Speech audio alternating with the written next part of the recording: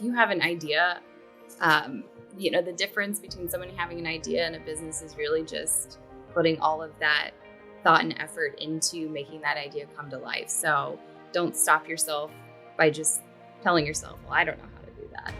I didn't know how to do that either. And the first step is always just doing something. And that something could be Googling, right? I didn't know how to find a manufacturer, so I just started Googling. And then I came across the sourcing show in Vegas while Googling. And then that led me ultimately to a manufacturer, right? So do something. Don't just stop yourself because you've not done it before. I don't know anyone who was born knowing how to do everything. So that's my advice. A lot of people stop themselves simply because they haven't done it before. Don't do that.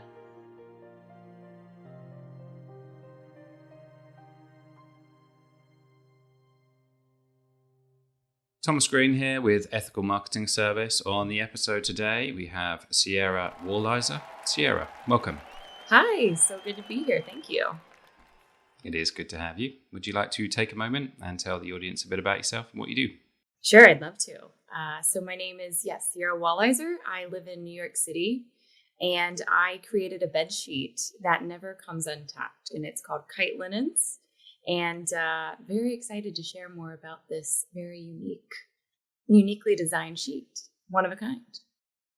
Well, I had a look at some of the videos online about your creation, as it were, and it struck me as one of those things which is like, why has nobody done that before? Kind of like, thank you for saying that. You know, those great inventions that you think, wow, that is such an improvement, and yet quite of a simple idea, would you say, or is it more complex?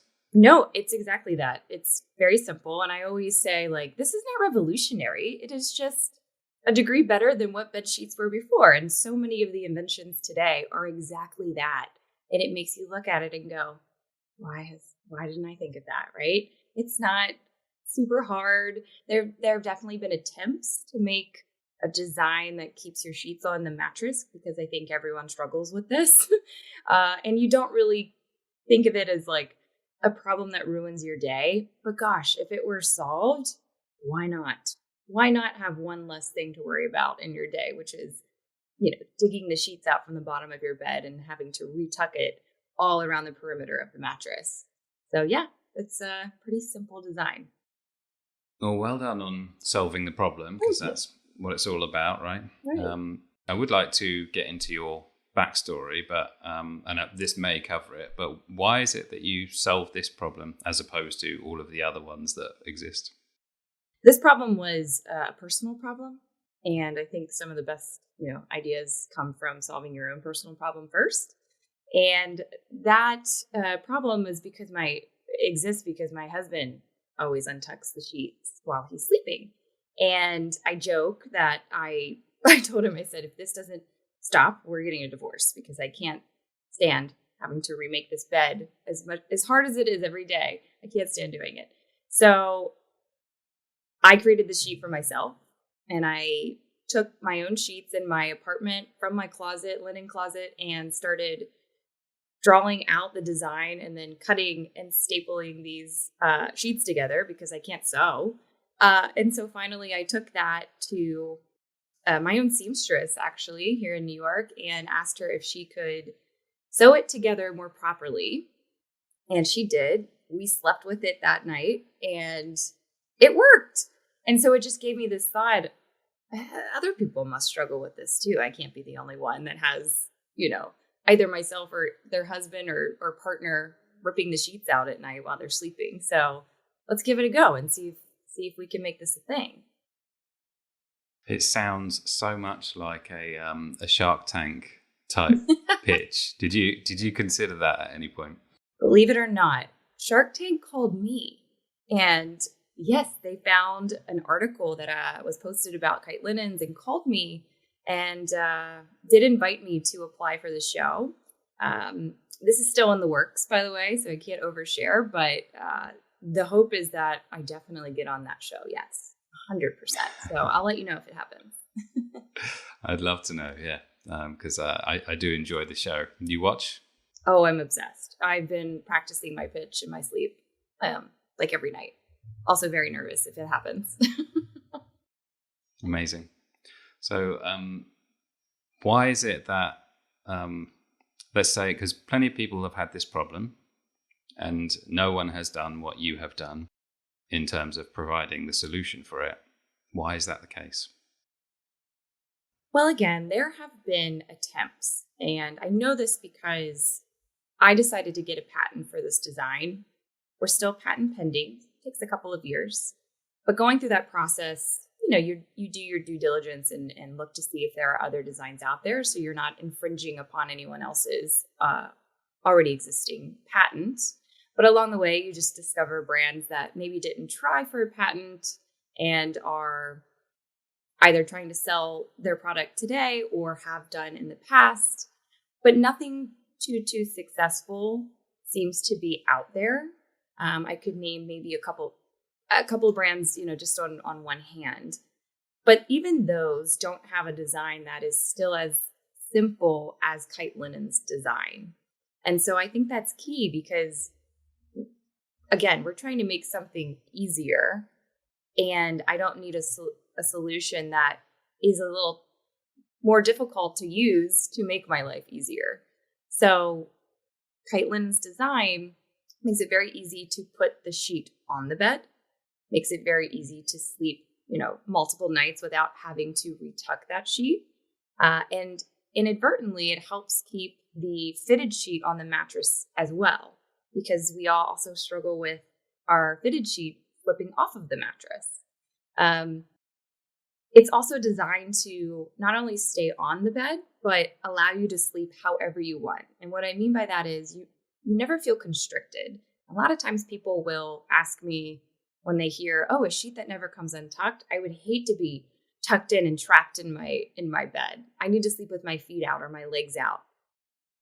And side note, this is an issue that we're dealing with from a marketing standpoint. So we're still working on the messaging because it's not resonating entirely with everyone, but it's quite the opposite. So the sheet never comes untucked, but it's designed with these dual side slits that allow you to slip your feet or your legs out for temperature control, or simply because you just don't like the feeling of your feet being trapped. Usually, if you don't have a Kitelinens sheet on your bed, you're kicking the sheet out from under the mattress to get those feet out, right? So again, it's one plane of material that has the slits on the side, and the pocket that fits around the bed, end of the bed, is made with so much space and room that your feet are never too constrained to the bed under the sheet. So, more from, thank you for the answer, more from your personal perspective, what is it that you think is different about you that made you come up with this solution? About me personally, well, I think my story starts when I was a little girl, and I am originally from West Virginia, which is a southern state. I always wanted to go to New York City as a little girl because of my first trip here. When I was 8 years old, I was just in awe by everything that was going on in this city. And it was at that time I told my mom on this trip that I wanted to be a businesswoman with a briefcase in New York City, specifically with a briefcase. And I kid you not, the minute I turned 18 years old, when I was legally an adult, I came to New York City, saving $1,500 at the time, working 3 jobs in high school to get here. And I had odd jobs in the city and made it for a summer before I went to college. And then throughout college, I continued to work and save money. And I would come up to New York City, which is about 6 hours away from West Virginia. And I would take a nice long bus ride to get to New York. And between semesters, I would live here again, work odd jobs, hostess, waitress, you name it, leading into eventually an internship that was paid, which then eventually led into job offers in New York City.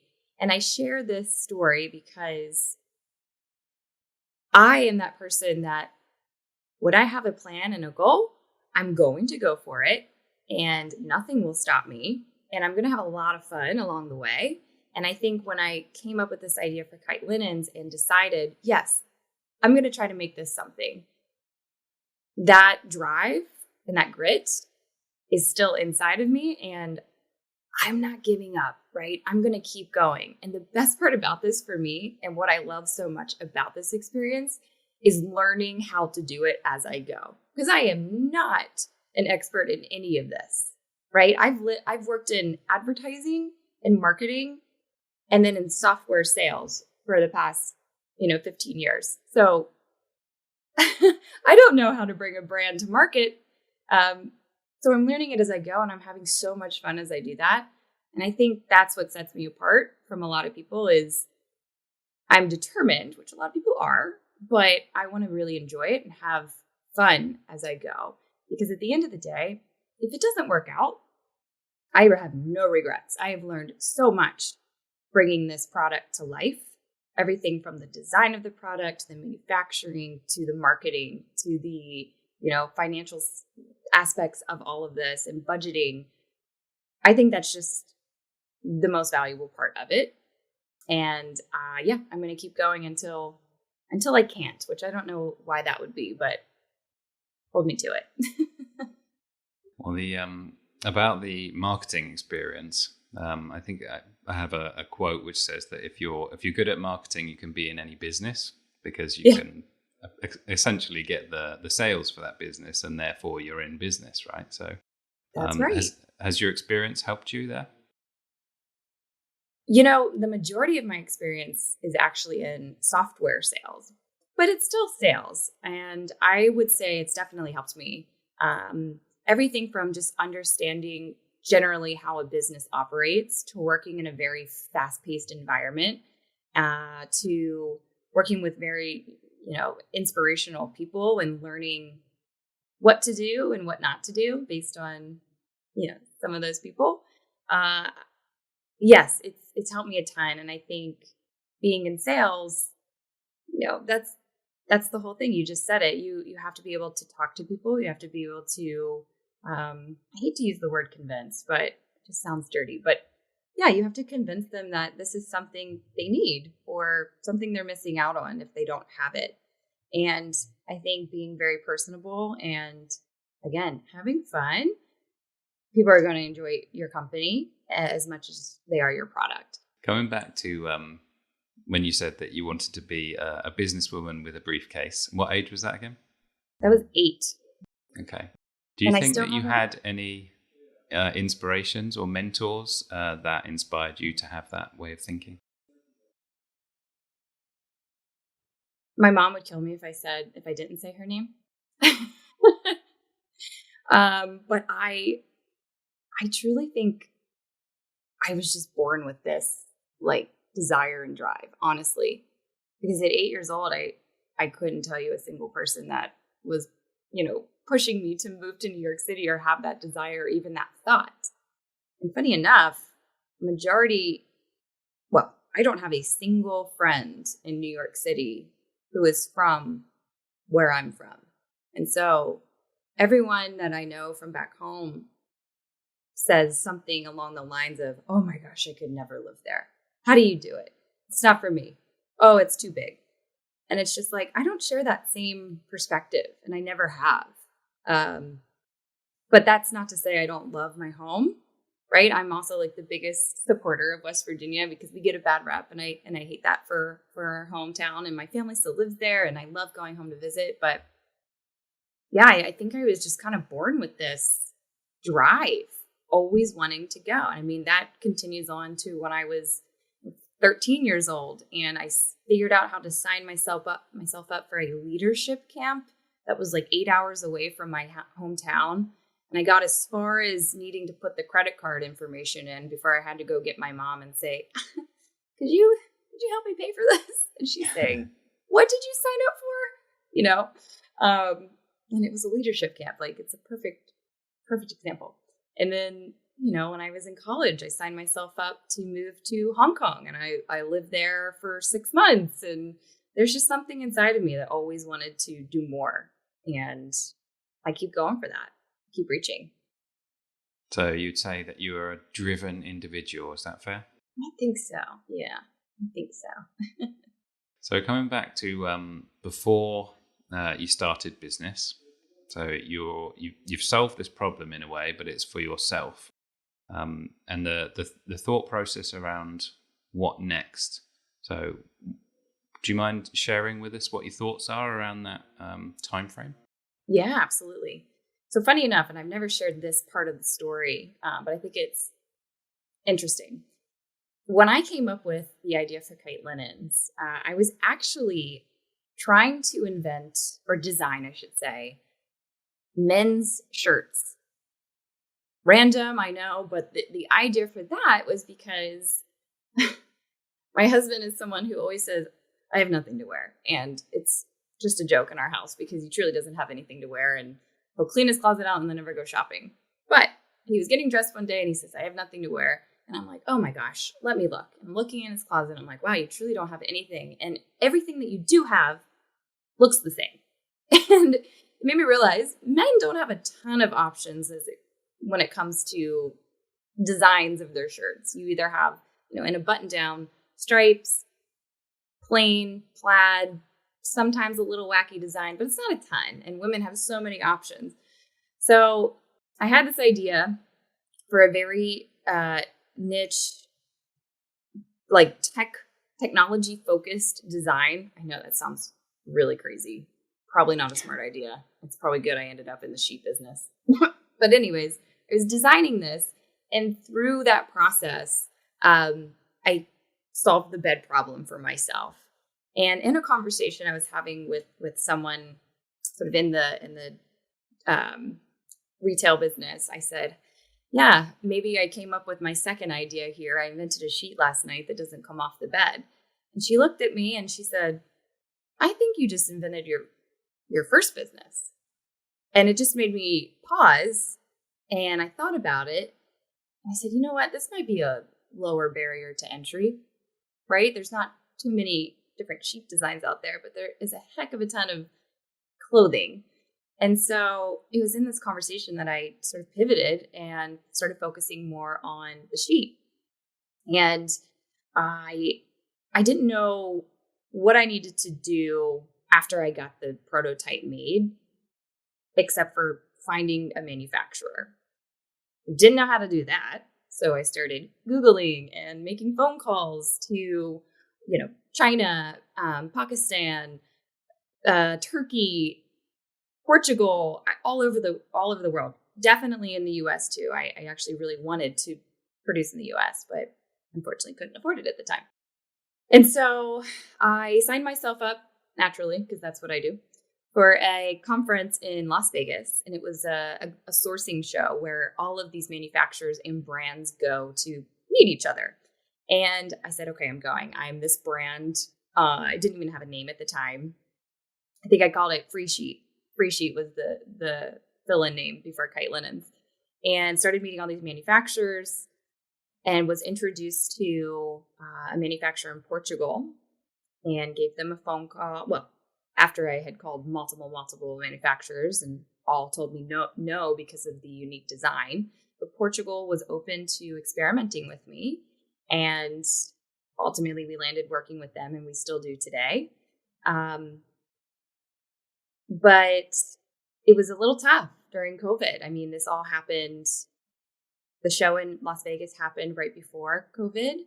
And then I, again, didn't want to stop just because we were now locked in. It actually gave me a chance to work on the sheet even more because I had no plans in the evening, right? I work a full-time job still in software sales, and to do that to self-fund this entire project. But then I would focus on the sheet at night, and it would give me a lot of time to perfect it. And I think I answered your question, but that was the process. Manufacturers did you speak to, do you reckon?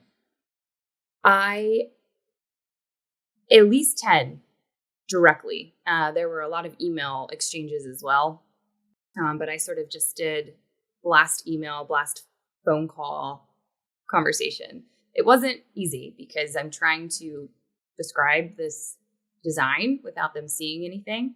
And I was also nervous to share this design without having any sort of protection in terms of like a patent or NDA. But yeah, about 10 verbally and a ton more via email. And yeah, a lot said no because their machinery just couldn't produce the design. They can't spit them out like they do every day. And were you having any thoughts at that time around, maybe this can't be done, or were you just, I'm going to persevere until? Oh, I had the thoughts. I still have those thoughts. I wake up and I'm like, I didn't get a sale today. What happened? Oh gosh, this is never going to work, and I think it's that imposter syndrome that everyone feels. But I persevered, of course, because I think that's just how I am. That's how I'm wired to operate. And yeah, it felt really good when I got the yes. But trust me, every day I wake up thinking, are they going to drop me as a customer? These are the fears that we all have. And I'm not afraid to share that because I think everyone does think that and they just don't talk about valuable, it. Yeah. Yeah. The buzzword at the moment, of course, is having the right why. So would you say you have a why that's driving you forward in this particular context? Why am I continuing to do this? Why do you want to make a success of it? Yeah, I do have an answer for that. So my happiness is truly when my family is the happiest. And they know this. And I have this grand plan in my head that I'll be able to, buy them all this compound and we'll live happily ever after and a beach house here and there and take care of my niece and nephew's college. And this is not a lie. I've always been this way and have always tried to just help my family when and however possible. And, buying a home for my grandmother that's never had her own home. And there's just so many things that we grew up, I think, without that I would really, truly love to provide to my family. And so that's my why. I want more for everyone that I love. And, I'll obviously be in the mix of that too. And that will make me happy. But the happiest is when they're the happiest. Not that they even need things. I just want that for them. So Kitelinens is the vehicle to essentially looking after your family. I think so. Yeah, I hope so. Well, I'm not surprised you persevered then in that case. But you did touch on something which I think is a very interesting topic. And I know you've spoken about it before, but I think it's worth touching on. And that is the concept of starting a business during a pandemic. Would you share, I don't know, what are your thoughts on that concept? Because many people went out of business, that's for sure. Right. And I think also many people would never have started a business just for that reason. Your thoughts? Absolutely. I think it is very sensitive. But in fact, it was during that time that my own family, as some in my family suffered from also losing their job during the pandemic. And, I immediately went into that attack mode of, okay, well, what can I do to help? I still have a job, right? I can help you. And so many plans were going into place to see how I could, support them.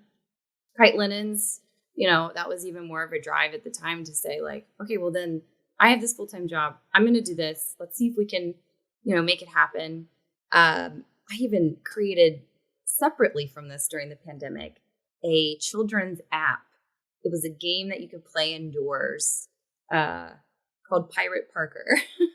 And it was a scavenger hunt for kids to, leave their parents alone for a couple of minutes and go have some safe fun in the house. And it was like $1 to play. And in my head, I'm going, okay, how many million people are in the United States? Okay, if half of those have kids and that's $1 and then that's how, X million dollars. Okay, this is perfect.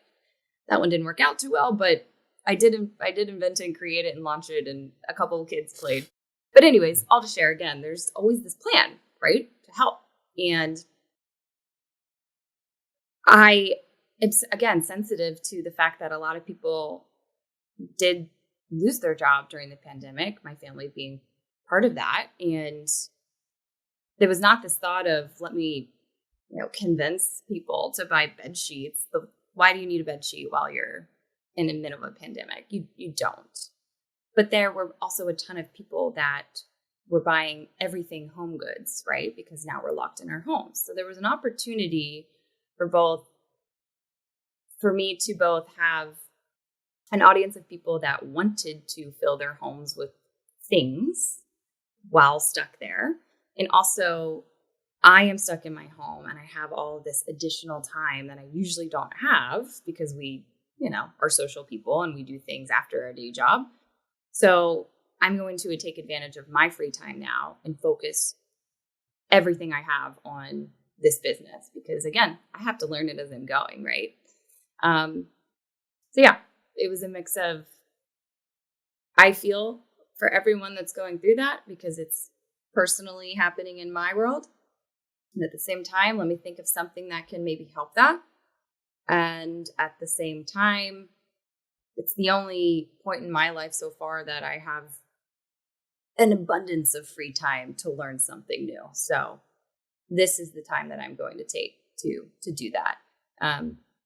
I'd also add that it gave me an opportunity to make mistakes that I could afford to make. And what I mean by that is the first design was not perfect. In fact, it had a defect and it ripped and I had to recall a lot of the products and refund a lot of the purchases and apologize. And that's normal, right? I mean, we all make mistakes but I could handle that because I had that time and I sort of soft launched, right? I wasn't like massively out there yet. And I think there were advantages to starting during a pandemic. But I'm also aware of how tough it was for a lot of people. Based on the ideas that you've had, like the children's app and your first idea with the shirt, let's say Kitelinens, it becomes a big business and you're the CEO. Are you going to be happy or satisfied in that one business, or are you going to want to go into different ones? It's another way of asking, are you a business owner or are you an entrepreneur? Yeah, that is a great question. I think I'm an entrepreneur, honestly, because my plan for Kitelinens, and I'm not afraid to share this, is almost to like get rid of it as fast as possible so I can do another thing. And when I say get rid of it, hopefully, we're doing a huge collaboration with another brand, or I am selling the license from the patent to some big distributor. It doesn't matter. I want it to be successful, obviously, because we know why that success matters. But I also have other ideas. So I want to try to bring them to life. And I think having gone through this now with Kitelinens, that was my first, step at learning how to do it all. And I'll be even better the next time because I've made majority of the mistakes now and I can go into the next idea having a baseline understanding of how to do a lot of these things. So yeah, I'm excited to master those skills again. Well, that's one for Shark Tank, isn't it? If you're open to a licensing deal, there's going to be some people interested in that. I'm not going to ask you who it is, but do you have a favorite shark? Yes, I do. Yes, I won't answer that on YouTube or television or wherever we are, just in case. So, in terms of what's next for you, what are your goals? Well, in 2022, we are launching new colors and new sizes. This is a huge goal of mine, although it may not sound like that to the audience, but this is huge because we've been asked for more sizes and colors since the launch. And so that is coming in about a month. We have the final production date set, and now we just need to rely on the ships to get our sheets here from Portugal. And then we also have some other products that we are toying with launching. We're still in the middle of making those. One of them I'll share is a blanket that doesn't come untucked, because if you sleep with your sheets, your Kitelinen sheets, and you tend to sleep with a blanket on top of those before your duvet or your comforter, well, that blanket still comes untucked because it doesn't have the unique design. So we want to add that to the mix. I have a pipe dream here that Jennifer Gardner, who we all know and love, she's actually from West Virginia as well. I want her to be Kitelinens brand ambassador. And I'm saying this on your podcast, so hopefully it goes viral and everyone shares it out and it ends up in Jennifer's inbox somewhere and she calls me back and we can have a great partnership. But I think she is the epitome of what Kitelinens, brand stands for. And we would love to work with her on this. So that is the big, big goal. I don't know if that'll happen in 2022 though. What's that?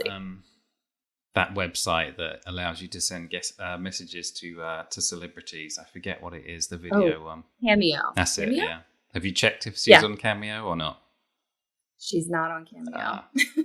Been there. I'm looking everywhere. If anyone knows how to get in touch, let me know. Someone in the internet will know. But someone in the internet. Right. Is there anything that I should have asked you about today? Oh man, I think it was a great discussion.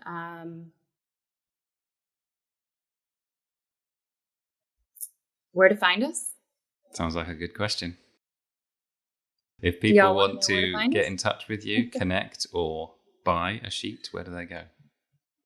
Yes. So we are direct to consumer just from our website right now. And that website is www.kitelinens.com. You can also find us on social, following us on Instagram and Facebook at Kitelinens. I am toying with TikTok right now, which I don't know if I'd advise you to go follow me, but I think I would love more followers. But I'm trying to get creative out there. Is it working? Go ahead and take a look and have some laughs over lunch today. Sounds good. And I'll mention you if any of these go out on TikTok. But do you have any closing thoughts for us? I think, depending on who's watching, if you have an idea, the difference between someone having an idea and a business is really just putting all of that thought and effort into making that idea come to life. So don't stop yourself by just telling yourself, well, I don't know how to do that. I didn't know how to do that either. And the first step is always just doing something. And that something could be Googling, right? I didn't know how to find a manufacturer, so I just started Googling. And then I came across the sourcing show in Vegas while Googling. And then that led me ultimately to a manufacturer, right? So do something. Don't just stop yourself because you've not done it before. I don't know anyone who was born knowing how to do everything. So that's my advice. A lot of people stop themselves simply because they haven't done it before. Don't do that. That's a great message to end on. So for everyone listening or watching, please review the links in the description. And Sierra, congratulations on solving a problem for people and also for being a great guest. Thank you so much, Thomas. It was great to be here.